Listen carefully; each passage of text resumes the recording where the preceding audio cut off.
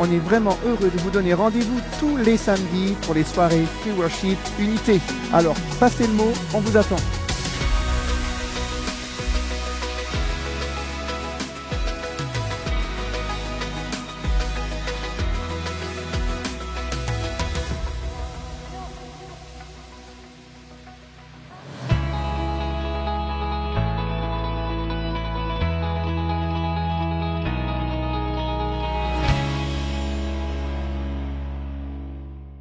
Ne ratez pas votre programme tous les mercredis.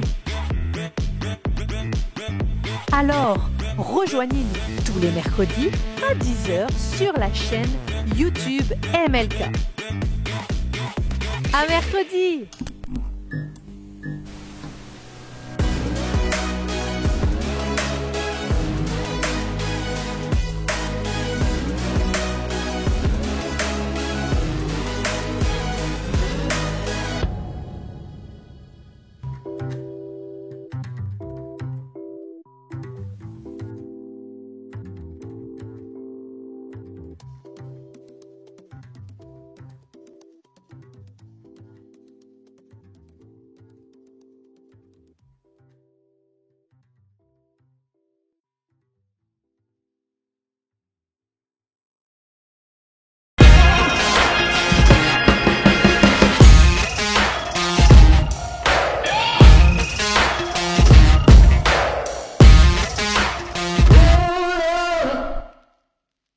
Bonsoir tout le monde. Bonsoir, on est très heureux de vous retrouver. Vous êtes de plus en plus nombreux à nous suivre, à regarder, à partager les émissions. On vous en remercie. Merci pour vos encouragements et aussi pour les questions que vous envoyez sur l'Instagram de MLK Jeune Adulte. Ce soir, on a une émission un petit peu spéciale. Une émission gars et filles. On va confronter un peu nos théories. Sur plusieurs questions que vous avez. Ça va être cool. Et ça va être très très bien. On a plusieurs invités avec nous. Ce soir, veuillez accueillir Rubens, Cospiel, Nice et Jenny. Yes. Bienvenue les amis. Bienvenue. Je vous donne 20 secondes pour vous présenter. Présentation express. Rubens, c'est parti. Alors du coup, moi c'est Rubens. Alors je suis pasteur stagiaire à l'église Évidence et je suis aussi leader du collectif Hope. Super. Yes. Yes, alors merci pour l'invitation. Moi c'est l'évangéliste Cospiel, voilà, j'évangélise dans les métros, je prêche là où le Seigneur me conduit d'aller. Voilà, par la grâce de Dieu, j'essaie de transmettre son cœur. Super. Yes, merci beaucoup. Nice. Hello à tous, moi c'est Nice, 28 ans. Je suis aussi au sein du collectif Hope, je suis responsable du Polcom. Et voilà. Yes, merci beaucoup. Jenny, a-t-on besoin de la présenter? Mais laissez-moi, je veux me présenter. Hein? Oh là là. Alors, c'est Jenny, j'ai 29 ans, je suis une grande passionnée de la jeunesse, ce qui m'amène à ce que je fais. Je suis responsable des lycéens ici à l'église MLK. Super. Cool. Yes, merci beaucoup. On est tellement heureux que vous soyez là. Trop content. On a des questions. Des questions quoi. On a des questions pour vous. Vous allez voir. On verra bien. Yes. Ok, on envoie maintenant les questions. Delphine, qu'est-ce que l'on va voir aujourd'hui? Première question. Est-ce que vous êtes prêts ou pas? Non. Ça va? Première question. Ça va. Écoutez bien moi ça. La place de la femme est-elle dans la cuisine? Non, t'as pas besoin de dire c'est la cuisine. C'est la cuisine. La cuisine, c'est la cuisine. Est-ce que la femme a sa place ou pas dans la cuisine? Vu qu'il y a donc gars et filles, on commence par qui? La galanterie. Demandez-leur ceux qui ont dit ça. J'ai commencé, ouais. C'est bon, il a Let's go. Évidemment que non, la place de la femme n'est pas la cuisine. Je pense pas qu'il faille attribuer absolument ce rôle à la femme, bien qu'on sait culturellement et que dans l'histoire, les femmes ont beaucoup été, entre guillemets, dans les tâches dans la maison. Donc, du coup, voilà, s'occuper des enfants, la cuisine, ainsi de suite. Mais dans les temps qui courent, on voit que la femme s'éduque, a des postes à responsabilité, ainsi de suite. Et pour nous, il n'y a aucun souci. Hein. Je sais pas pour toi, Cospiel. Mais non, clairement pas. D'ailleurs, il y a des hommes à la cuisine. Okay, on sait cuisiner, je sais pour toi, mais on sait cuisiner. Non, pas tellement. Moi, je sais faire à manger, c'est pas pareil. Sans commentaire. Et toi, Cospiel? Sans commentaire. Ouais, ben, dans le foyer, c'est important que chacun trouve son rôle, s'épanouisse, ne se sente pas forcé. C'est pas parce que tu es une femme, tu as un rôle forcément. Des fois, Émeraude m'a surpris à faire des choses, et oui, où j'ai pu m'occuper, donc Émeraude, c'est ma femme, et j'ai pu m'occuper, je sais pas moi, de faire des tâches ménagères. Et c'est important dans le foyer de ne pas trop charger l'un.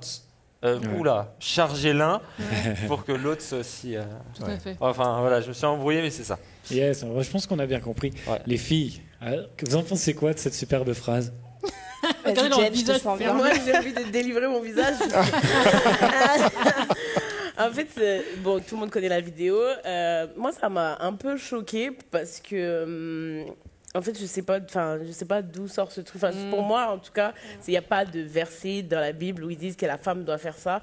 Et même si des petits malins voudraient sortir Proverbe 31, c'est clair. Proverbe 31, ça parle d'une femme qui est entrepreneuse, en fait. Yes. Elle pense à un champ, elle l'achète.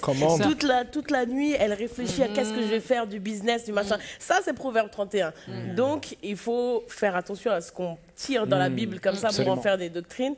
Et puis, c'est bien ce qu'il a dit, que c'est une histoire de bon sens, en fait. Si quelqu'un est fatigué, c'est pas parce que c'est ton rôle, même si tu es KO, tu vas quand même faire. Et puis aussi, il faut savoir aussi que culturellement, les sociétés, elles ont évolué. Le temps où les femmes, elles étaient à la cuisine, elles ne travaillaient pas. Maintenant, on nous demande d'avoir une journée de travail, de rentrer en transport, de venir et de faire les mêmes choses que les femmes qui n'avaient pas de boulot à l'époque. C'est juste. Et je ne sais pas si on a rajouté des heures dans les journées, mais je pense que les 24 heures en 1950, c'est toujours 24 heures en 2020. Donc je ne vois pas comment on pourrait continuer à attribuer le rôle traditionnel de la femme. Attention, par contre, je vais rajouter un truc avant de te laisser la parole, Nice. C'est qu'il y a des femmes qui choisissent ce mode de vie. Et on doit respecter ça aussi. Parce qu'il y a des femmes qui disent « Ah ouais, tu veux rester à la maison, c'est pas un projet de ouf. » Mais si c'est son projet, il faut respecter aussi. Ça ne fait pas de toi une moins femme évoluée si tu as envie d'être avec tes enfants et d'être chez toi, en fait. C'est chacun... Enfin, le couple trouve une façon de fonctionner qui leur convienne. Exactement. En fait. Absolument. Nice. Bien que tu as presque tout dit. Mais je pense vraiment comme toi, et je pense que la plupart en tout cas des femmes qui ont vu cette vidéo étaient choquées. En fait, moi, j'étais vraiment choquée qu'en 2020, on ait ce genre de propos. C'était vraiment ça mon choc. C'est genre, ok, c'est réel. Genre, on est en 2020 et on entend ça et c'est prêché. Et il y a des amens en plus. Il y a même des amens féminins. Et il y avait des amens féminins. Wow. Après, comme elle dit aussi, Jenny, c'est que on a un stade aussi où on ne doit pas juger ces personnes qui font le choix de rester sur cette place à la cuisine. Oui. Parce que si elles excellent là-dedans, gloire à Dieu. Mais je pense pas effectivement qu'on doit attribuer ce rôle-là aux femmes, qu'on doit vraiment plaquer cette image un peu sur la femme. La femme doit rester que sur les tâches domestiques à la maison. J'ai envie de dire tout simplement que si la femme samaritaine, si Marie de Magdala, elle n'existait pas, il y aurait une partie de l'évangile qu'on n'aurait pas aujourd'hui. Donc, absolument. Je pense pas qu'il faut attitrer ce genre de titre aux femmes. J'aime vos réponses. Et d'ailleurs, Jésus a reproché à Marthe d'avoir pris la mauvaise part parce qu'elle voulait toujours cuisiner, préparer, alors que Marie, elle était au pied de Jésus dans l'instruction. Donc Jésus voulait aussi montrer à ses lecteurs, à ceux qui allaient recevoir l'évangile, que la femme n'était pas cantonnée à une cuisine, mais elle pouvait également recevoir l'instruction afin d'instruire elle-même. C'est juste à ça aussi que la première personne à avoir annoncé l'évangile, c'est une femme. Amen. Et elle n'était pas dans une cuisine. Elle était pas dans une cuisine à ce moment-là. C'est clair.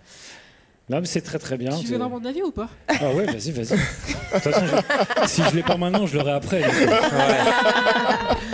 Alors moi, je suis une nana qui n'aime pas faire à manger. Je confirme. Donc en fait, quand j'entends que la femme doit être dans la cuisine, frère, en fait non. Tout simplement non. Et j'aime beaucoup du coup vos réponses, elles sont vraiment équilibrées. Et on partage nos tâches, quoi. Chacun fait comme il peut, ce qu'il veut, etc., etc. Puis on est en 2020, comme tu l'as si bien dit, on va au travail, on rentre, on est fatigué. Non, wow, doucement. Mais vraiment, j'aime beaucoup vos réponses, parce qu'elles sont vraiment équilibrées, claires, nettes et précises. Ouais, finalement, le problème, c'est l'obligation. C'est de cantonner, toi, tu vas faire ça. Et l'homme, il peut pas le faire. Et pourquoi l'homme pourrait pas le faire? Et Et puis, bon, la place de la femme dans la cuisine, je sais pas. Je me dis, c'est bien d'avoir des cuisines ouvertes alors à ce moment-là, parce qu'on a envie de faire autre chose. Allez, super. On enchaîne avec la prochaine. Alors, question suivante. Une question aussi qui est bien, qui fait aussi beaucoup débat. Oui. Les chrétiens en maillot de bain, c'est comment ? C'est comment ? Qu'est-ce qu'on en pense ? Qu'est-ce qu'on dit ? Quel maillot de bain ? Quel pas maillot de bain ? Voilà. On fait comment ? À mes sœurs. Tu veux aller ? Non, tu es ready ? Vas-y. Moi, c'est un sujet qui me parle parce que sur les réseaux, comme tu dis en ce moment, ça fait un peu débat. Ouais. Honnêtement, pour tout dire, pour moi, je trouve que ce sont des débats futiles. Alors, il y a beaucoup plus important de savoir si la sœur elle a mis un maillot de bain qui s'attachait ici ou ici. Enfin, voilà. Après, ça rejoint un peu la décence aussi, le thème de la décence. Et à être en accord avec toi-même et avec le Saint-Esprit en toi. Et je pars du principe que, en tant que chrétienne, en tout cas, je parlais des femmes, du coup pour les hommes je ne sais pas, mais je parlais des femmes, on n'a pas à juger une personne qui se sent totalement à l'aise en maillot de bain, je ne sais pas moi, 2 pièces, 1 pièce, alors que moi, pour aller à la plage, j'ai besoin d'avoir une combinaison, par exemple. Ça me regarde moi, et c'est moi parce que c'est ma révélation avec Dieu, et effectivement, donc Dieu m'a parlé de cette façon-là, donc je fais comme ça. Mais peut-être que ma voisine, c'est pas le cas, et que elle n'est pas du tout en train de pécher en faisant ça, elle n'est pas du tout en train d'enfreindre une loi spirituelle ou quelque chose. Enfin, faut apprendre à respecter un peu la vie privée, la vie spirituelle de chaque personne, l'intimité de chaque personne avec Dieu, et de vivre aussi, de regarder à sa porte un peu. Un avis masculin. On va croiser un peu les...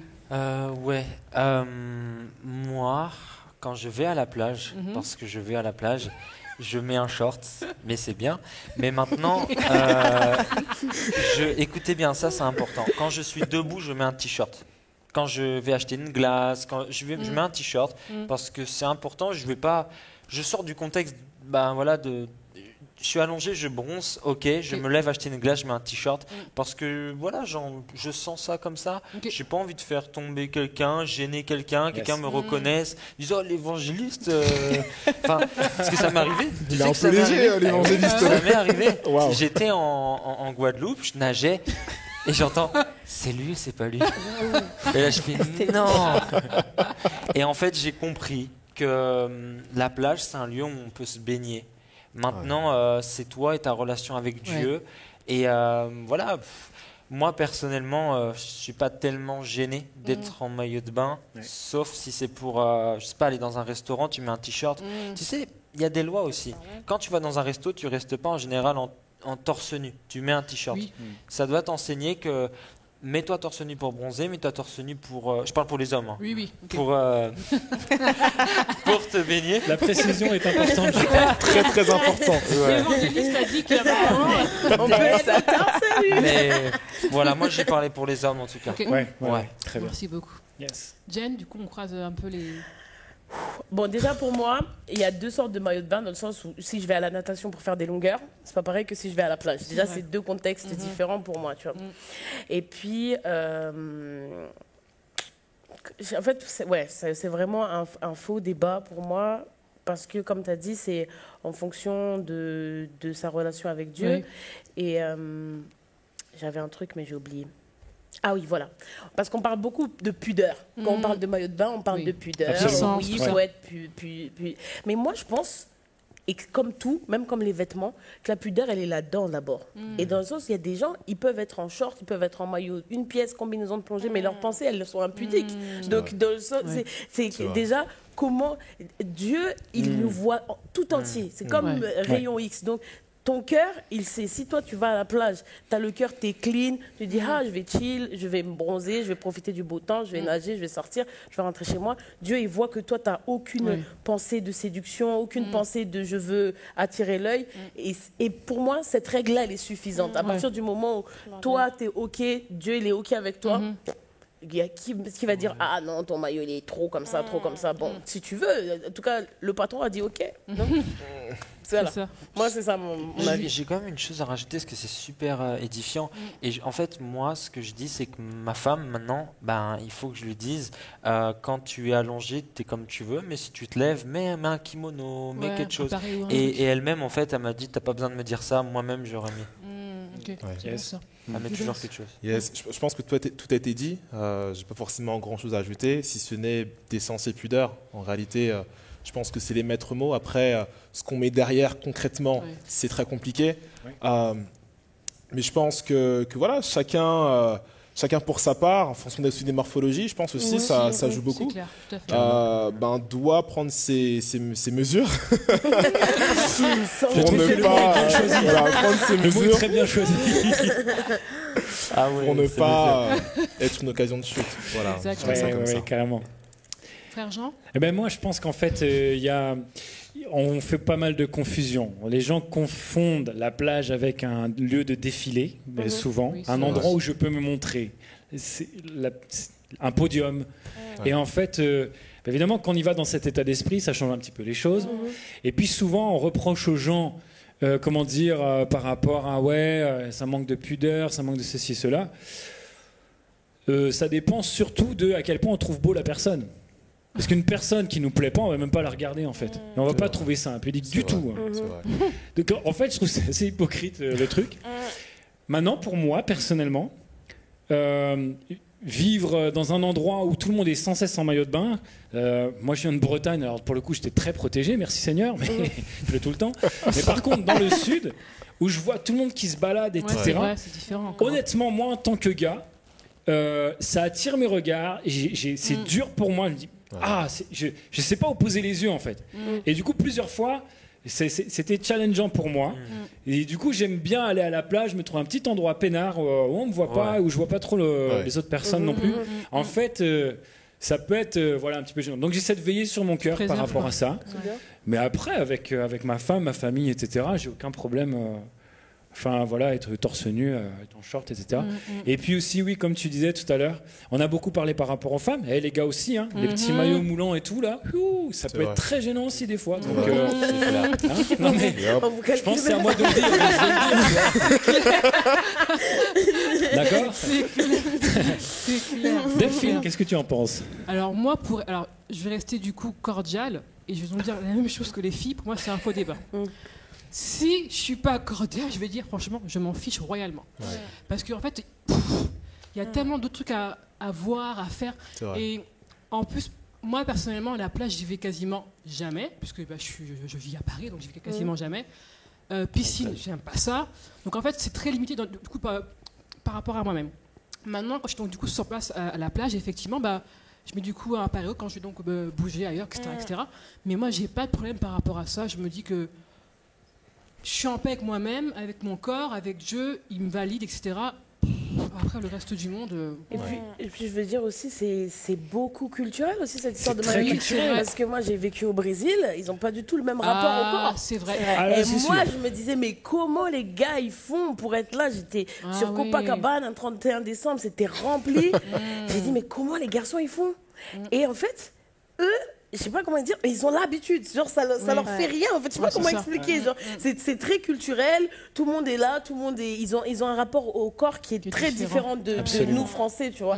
Et donc d'ailleurs c'est pour ça qu'il y a des églises très très légalistes aussi au Brésil parce que pour contrebalancer un peu tout ce truc. Du coup, je veux dire on peut faire une règle ici en France, si on trouvait une règle qui convenait à tout le monde, ce serait pas la même en Arabie Saoudite, ce serait pas la même au Brésil, ce serait pas donc et même en France, on a tellement de cultures différentes, on a tellement de manières différentes, et même les époques changent énormément. Je veux dire, entre maintenant et les années 50, c'est pas du tout la même chose. Je crois que c'est au Moyen-Âge. Au Moyen-Âge, le comble de l'érotisme, c'était de voir les chevilles d'une femme ou ses doigts de pied. Aujourd'hui, les doigts de pied d'une femme, tu peux les voir, ça n'a rien de faire. Des fois, ça dégoûte. Particulièrement les doigts de pied. Je crois qu'avant qu'on s'égare, on va couper et on va passer à la prochaine question. Ok. Sorry. Prochaine question. Ok. Alors, c'est quoi pour vous l'homme idéal la femme idéale? Alors, on va changer un peu par rapport à d'habitude. On fait toujours des interviews croisées généralement. Donc on va demander aux gars, on va changer. À votre avis, c'est quoi l'homme idéal? Et les filles, c'est quoi, à votre avis, la femme idéale? On commence par les filles ou par les gars? Honneur aux dames. Honneur aux dames. Là, tout à l'heure, tu avais déjà balancé, donc... Recevez maintenant. C'est la question. J'ai pas encore d'idée, vas-y. Toujours, je fais ton backup. Pour moi, la femme idéale, c'est ça. La femme idéale, c'est ça. Ouais.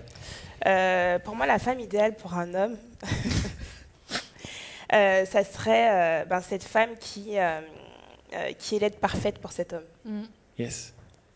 Donc chacun a son idéal, mais quand l'homme trouve cette femme qui est son aide parfaite, c'est-à-dire que je vais trouver des aides ailleurs, mais jamais une aide comme toi, tu m'apportes, là, pour moi, ça serait l'idéal de l'homme, d'avoir cette femme qui lui apporte vraiment cette aide parfaite, qui l'honore en tout temps, qui l'honore en tout temps, qui l'aime réellement d'un amour inconditionnel, j'aime bien dire, mais c'est réel, et qui l'honore, qui le porte, et voilà. Yes, si par exemple Jen, tu avais je sais pas, les 3 ou 5 premiers critères importants pour la femme idéale. Les gars, rigolez pas, c'est la même chose pour vous après. Pour moi, la femme idéale, c'est déjà une femme qui, on en a beaucoup parlé, mais qui sait qui elle est, dans le sens où elle n'a plus de frustration, elle n'a plus d'attente en fait. Une femme qui soit vraiment, je suis complète, et comme ça, elle ne va pas, projeter et avoir des attentes sur son homme. Et aussi, elle pourra se soumettre. Parce que quand je sais qui je suis, je connais ma valeur, j'ai pas de problème. Ça va rien m'enlever le fait que je sois soumise à toi, en fait. Et du coup, je me dis, la femme idéale, c'est vraiment la femme qui elle dit, ah ouais, je suis telle personne et je déchire. C'est ça la femme idéale. Et à partir du moment où tu as compris ça, que ça a cliqué dans ta tête, et quand tu vas rencontrer l'homme idéal, pour moi, ça va s'emboîter, quoi. C'est vrai, j'appuie vraiment ce qu'elle dit, le fait d'être complète, on va dire. Souvent, on attend, et dans cette génération, on nous enseigne, des fois on entend que tu vas être complétée par quelqu'un, donc tu es un peu là t'es pas encore parfaite, mais il faut que tu attendes quelqu'un pour être complétée. Et je pense que, comme elle disait, Jenny, c'est d'apprendre, d'être cette femme qui est complète et qui va, parce qu'elle est complète, pouvoir apporter justement à son homme, et pas attendre que son homme lui apporte quelque chose. Ah yes, super. Merci beaucoup les filles. Les gars, qui commence? Ouais, moi je suis partant pour y aller. Yes, vas-y Rubens. Je pense que l'homme idéal, c'est d'abord un homme qui a une vision, qui sait où il va. Très important, c'est vrai. Je pense que malheureusement, il y a beaucoup d'hommes qui ne sont pas encore au fait de là où ils veulent aller en tant qu'homme. Et du coup, lorsqu'ils rencontrent une femme, on va où? Non, en fait, c'est à toi de donner la vision. Donc, pour moi, l'homme idéal, entre guillemets, ce serait déjà un homme qui sait où il va, qui a une vision. Deuxièmement, l'homme idéal, pour moi, c'est aussi une personne qui est capable d'accepter la personne qu'il a en face de lui, sans chercher à la changer ou à la quoi que ce soit, mais de l'accepter telle qu'elle. Et moi, je le vois comme une personne qui a un diamant brut entre ses mains et qui polie, en fait, tout simplement. D'être capable de pouvoir booster, en fait, la femme qu'il a en face de lui. Donc moi, c'est ces deux choses-là, et bien évidemment, la relation avec Dieu, pour moi, c'est tellement évident que j'en ai même oublié de le dire en premier, mais effectivement, la relation avec Dieu, le fait d'être au fait de ton appel, de ce que Dieu veut faire avec toi, ainsi de suite, pour moi, c'est tellement important. Donc moi, l'homme idéal, c'est ça, c'est vision, relation avec Dieu, et en fait, acceptation, mais en fait, c'est grâce derrière. Je mettrais ça là, c'est la grâce en fait. Accepter la personne telle qu'elle est. Super. Yes, complètement. Cospiel, est-ce que tu arrives à rajouter quelque chose derrière ça? Yes. 2 versets. L'homme idéal, Job 22-28, la Bible déclare: à tes résolutions répondra le succès, Ce qui veut dire qu'il faut qu'il ait un cœur repentant.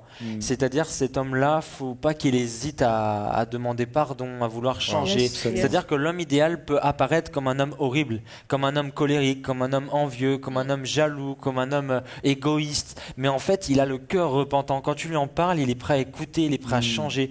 L'homme idéal, c'est également 3 Jean 1-2 qui dira « Bien-aimé, je souhaite que tu prospères à tous égards et en bonne santé, comme prospère l'état de ton âme. » Ce qui veut dire que si tu travailles sur ton âme, si tu travailles sur ton cœur, si tu travailles sur ce que tu es, si tu as un cœur repentant, tu vas prospérer. Parce que en te repentant, en fait, tu es comme cet homme riche qui est face à Jésus. Et je donne des exemples bibliques parce que j'aime bien. Cet homme, il se présente à Jésus et Jésus discerne l'orgueil qu'il y a en lui. Et en fait, cet homme-là, il était mauvais, tout ça, et il dit à Jésus comment faire pour rentrer dans le royaume des cieux. Et Jésus lui dit, observe toute la loi. Mais c'était un test. Parce qu'en fait, il a dit, j'observe déjà la loi. Il était un petit peu orgueilleux. Alors Jésus l'attaque sur une faiblesse. Et il lui dit, il faut que tu vendes tous tes biens et que tu donnes l'argent aux pauvres et tu auras ta part.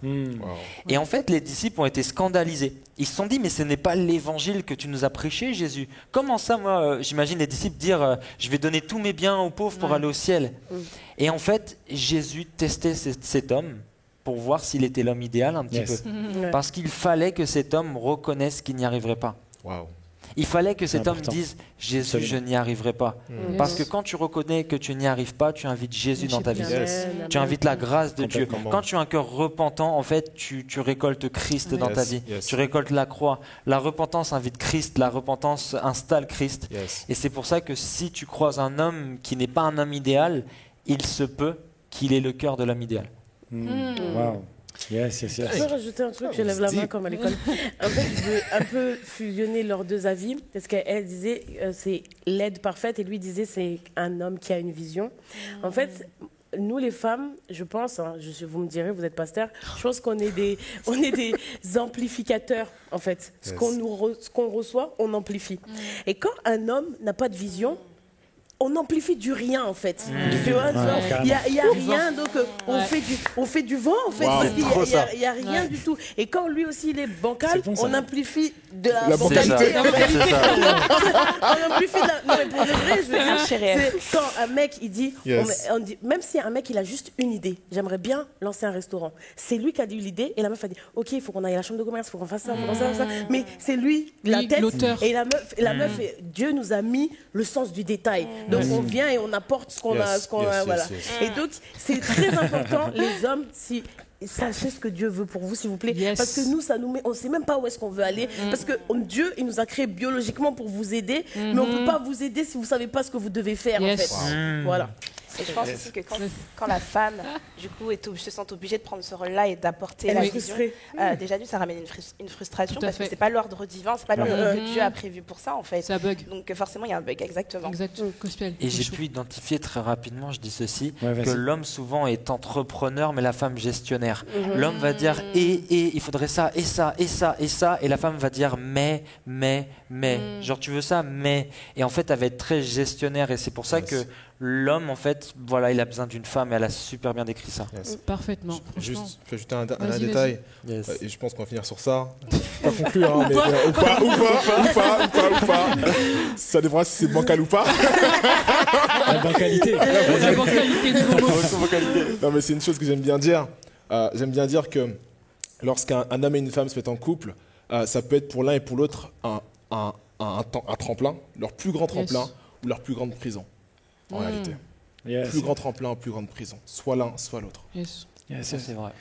Non, merci beaucoup pour vos réponses. On n'a rien à dire. Comment dire, c'est vrai que c'est hyper... Hop là, on va la refaire. C'est bien, regarde. On la garde. Ouais, c'est pas grave, je vais la garder. Faut garder ça, faut garder. Ça, c'est pour Direct Scott. C'est senti grave à l'aise. Alors Dieu, pourquoi me punis-tu? C'était bien ce que j'allais dire.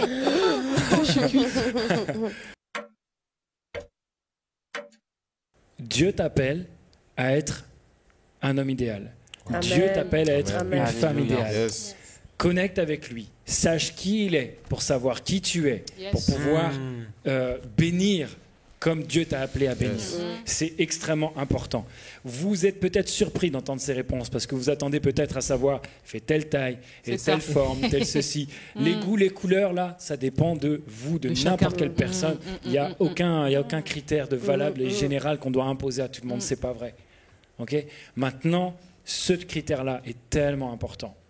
Dieu ne nous a pas créés pour qu'on essaie d'être quelqu'un d'autre que nous-mêmes. Yes. Donc apprends à te connaître en allant voir auprès de celui qui t'a créé, c'est lui qui te connaît le mieux. Amen. Amen. Yes.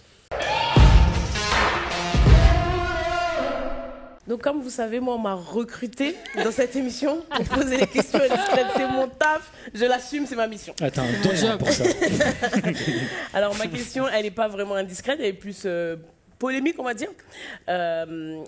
Quels ont été les défis dans votre couple et dans celui de Cospiel et Émeraude, du coup, en tant que couple mixte, donc vous venez pas du même endroit. Quels ont été vos défis déjà à l'intérieur du couple et aussi de l'extérieur? Qu'est-ce que vous avez dû gérer? Yes, merci beaucoup. Vas-y ma chérie. À l'intérieur du couple, en fait, pas plus qu'à notre couple, je crois. Pourquoi? Parce que c'est fou ce que je vais dire, mais c'est la vérité. Quand j'ai prié pour avoir, du coup, l'homme idéal, l'homme de ma vie, j'ai dit clairement à Dieu des choses vraiment très précises. Et j'ai dit, Seigneur, je veux un homme qui connaisse un peu ma culture, pour pas qu'il soit choqué de ce qu'il peut entendre ou voir. Okay? Et ce qui est dingue, c'est que Jean a du coup vécu pendant 1 an au Niger avec ses parents missionnaires. Oui. Et que ses parents ont adopté 2 enfants rwandais. Donc en fait, le gars, il sait à peu près comment ça se passe, il sait que nous, on met des faux cheveux, etc. Donc en fait, il n'y a pas eu vraiment ce problème dans le couple, il n'y a pas vraiment eu de problème particulier par rapport à ça. En tout cas, je n'ai pas le sentiment, plus qu'un autre couple qui est mixte ou pas mixte. Quand on a commencé à se fréquenter, même après quand c'est fiancé, quand c'est marié, j'ai pas d'adaptation particulière. J'apprends à voir les particularités des différentes cultures, en fait, avec plein de personnes dans l'église, et parce que je rencontre beaucoup de monde, mais avec Delphine, la culture congolaise, du coup, parce que c'est d'elle qu'il s'agit, comment ça se passe les repas? C'est un petit peu différent. Moi, je venais dans ma famille, mais c'était un cirque, quoi. On parlait dans tous les sens, etc. Je confirme. C'était très vivant, très animé, etc. J'aimais beaucoup ça. Et puis, c'était complètement différent dans la famille de Delphine. On parlait peut-être moins. Ça ne veut pas dire que c'était nul ou que... Non, c'était juste une autre manière de vivre le repas, en fait. Donc, j'ai appris, je me suis adapté. Et inversement. Puis après, moi, je trouve que ça va faire très cliché ce que je vais dire. Mais comme j'ai vécu à l'étranger, je vais pas dire c'est une richesse les différences juste pour rentrer dans le truc non mais c'est une richesse mais c'est vrai je m'ennuie autrement en fait un petit peu d'être toujours dans le même truc donc j'aime découvrir, j'aime vraiment cette découverte là et après non oui il y a des différences mais ça n'a pas du tout été problématique je trouve en tout cas pour moi. Et après au niveau de l'extérieur donc des gens autour de nous rien. En fait, c'est pas très intéressant notre réponse quand même. Ouais, désolé. Tant mieux en fait.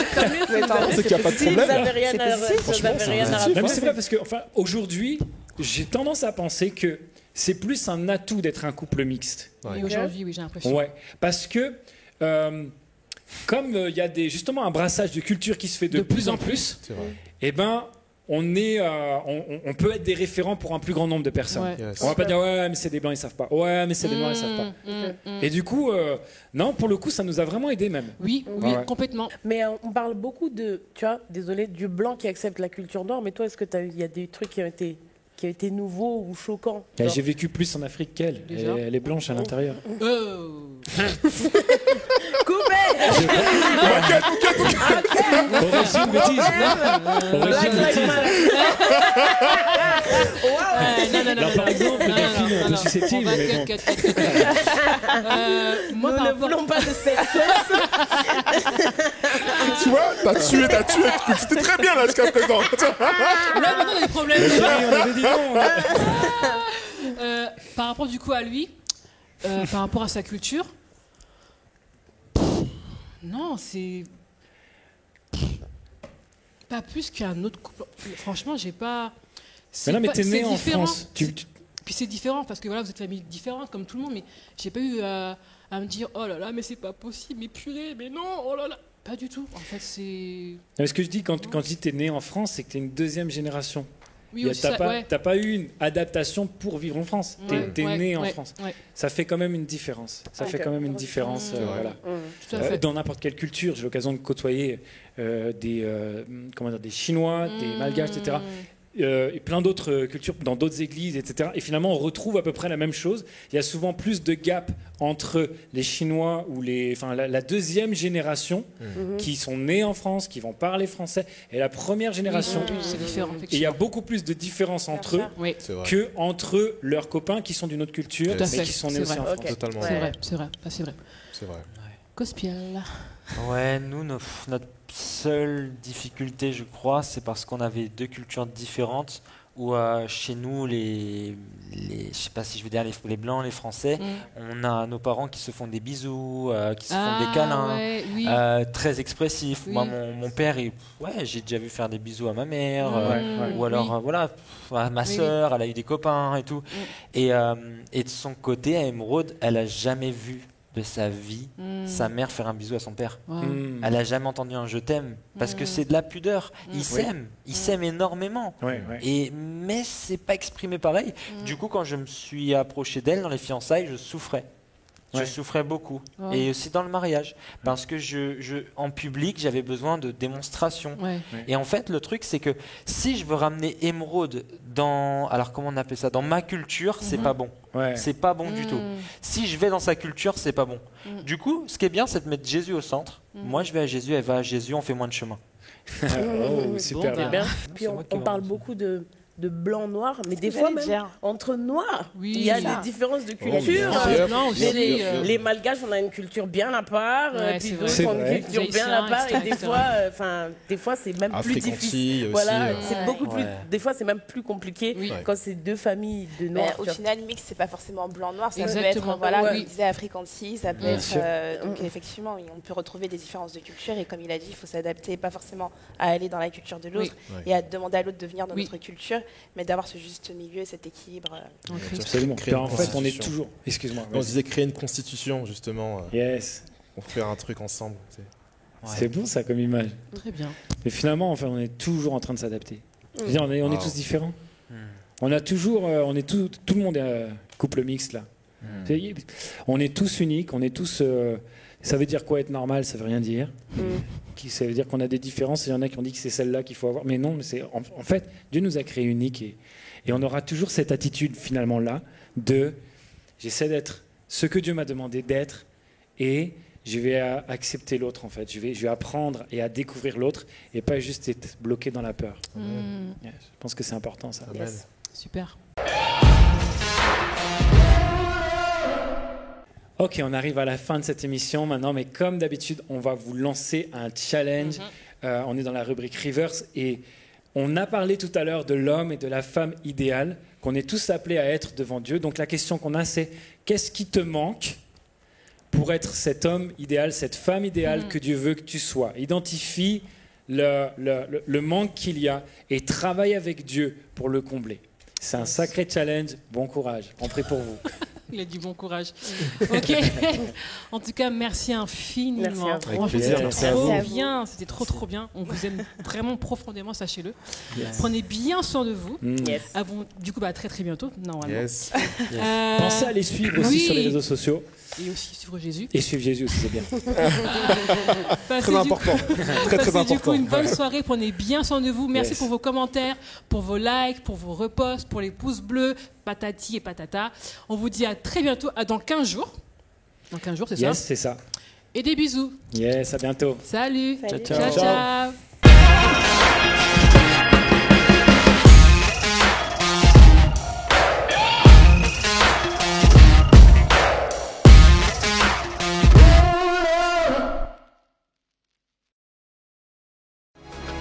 On est vraiment heureux de vous donner rendez-vous tous les samedis pour les soirées Free Worship Unité. Alors, passez le mot, on vous attend.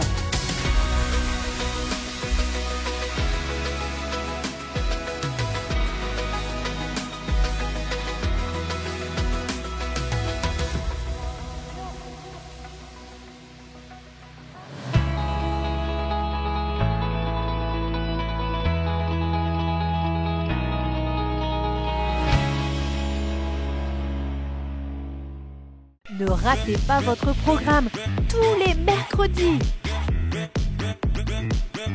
Alors, rejoignez-nous tous les mercredis à 10h sur la chaîne YouTube MLK. À mercredi!